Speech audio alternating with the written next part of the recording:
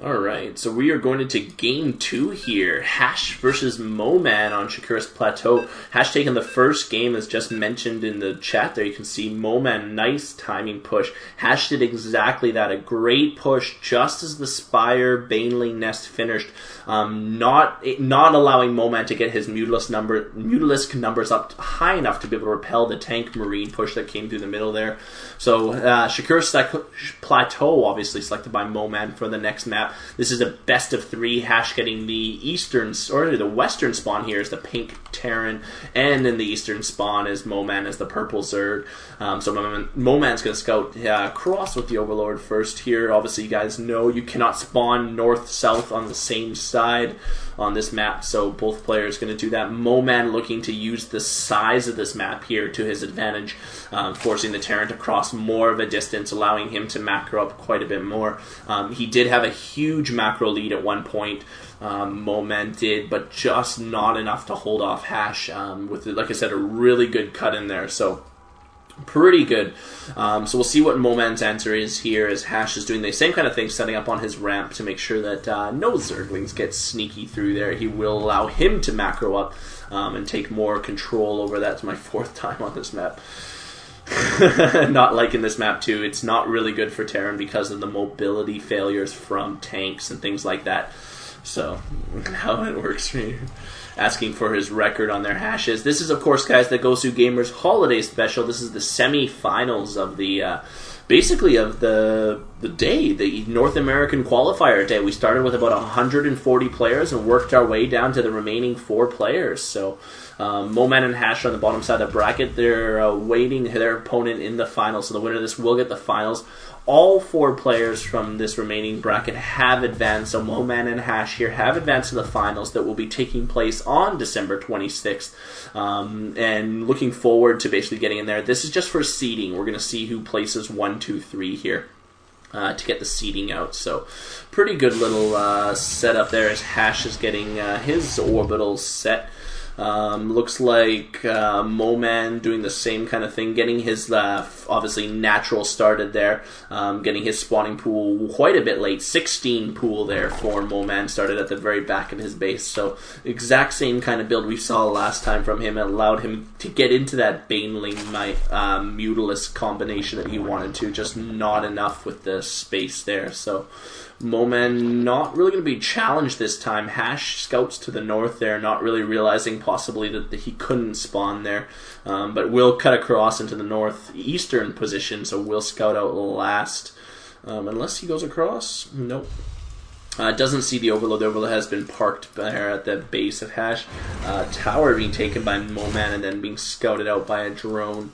Hashe doing the same kind of build, getting a factory started at his ramp will allow him to produce either Hellions, or if he wants to get onto siege tanks, use the same kind of pressure that he did last time. So that would be really solid, as it did work actually, depending on the timing though.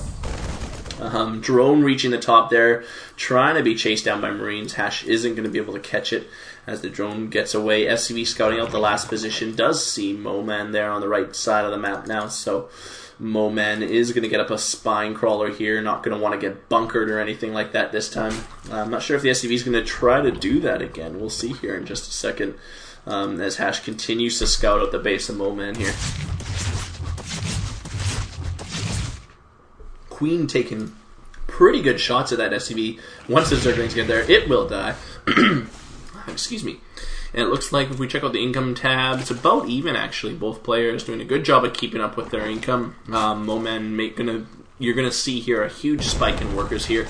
Going to production, he's got 3 drones in production. He'll produce nothing but drones in the short term. 6 more being added to that as soon as he can. So Moman will look to take a huge economic lead here.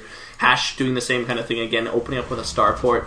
Want to get some harassment on that Zerg. Stop letting him build workers, make him build Queens, make him build Hydralisk, anything else. So almost mirror builds from what we saw in the last game. Hashe going to get his next expansion started on his high ground here in a nice safe spot. Will allow him to morph an orbital as well as a tech lab gets started for Hashe there. He is getting reactor on the first barracks and tech lab on the factory, so a little bit of a difference there, but we'll get more Marines out there basically as Moman producing his just drones actually right now. There goes the Baneling nest a little earlier this time, so Moman's not going to wait for the micro to cut in there or any sort of timing push to beat him out. He is going to have a few Banelings ready this time for any Marines that do push up. Siege tanks being started by Hashe as well. Tech Labs and another reactor by Hashe, so same kind of build exactly almost. Banshee started, no cloak on the Banshee. Siege Tech not started yet. Skype just stopped working, closed that program. Skype has been down all day, which has just been killing me. I can't, didn't have a co-caster because I didn't have Skype, so pretty killer, but Hashe is setting up his basics again. Gonna get that Banshee out and start harassing. Here comes the Zerglings to the top of the ramp. Gonna be challenged by the Marines on the high ground. Ooh, this is left down. Oh, gets that up just in time to deny that Zergling. Very, very close. As that would have been pretty bad, actually.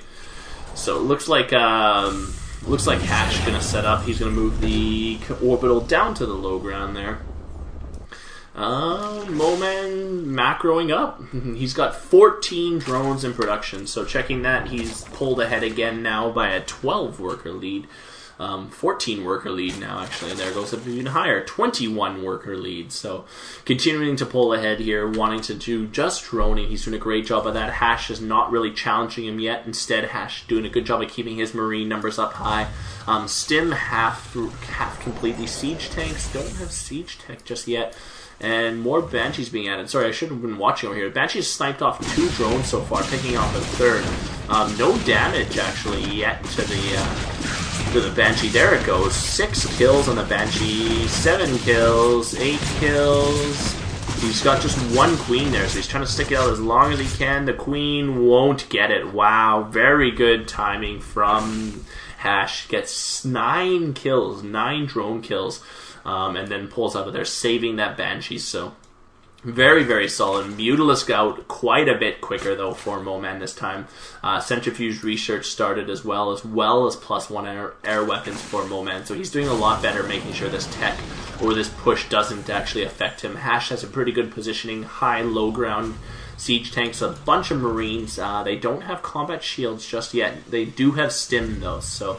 And +1 weapon starting for Hashe. Hashe getting some turrets up. Possibly just thinking about Mutalisk timings. Very good idea, of course, to be able to deny those Mutalisk. Trying to hunt down that Banshee. Did they get it? Yeah, 1 kill on the Mutalisk. Oh, they got the Banshee with 9 kills. Hashe should have flown it back and repaired, but I guess he couldn't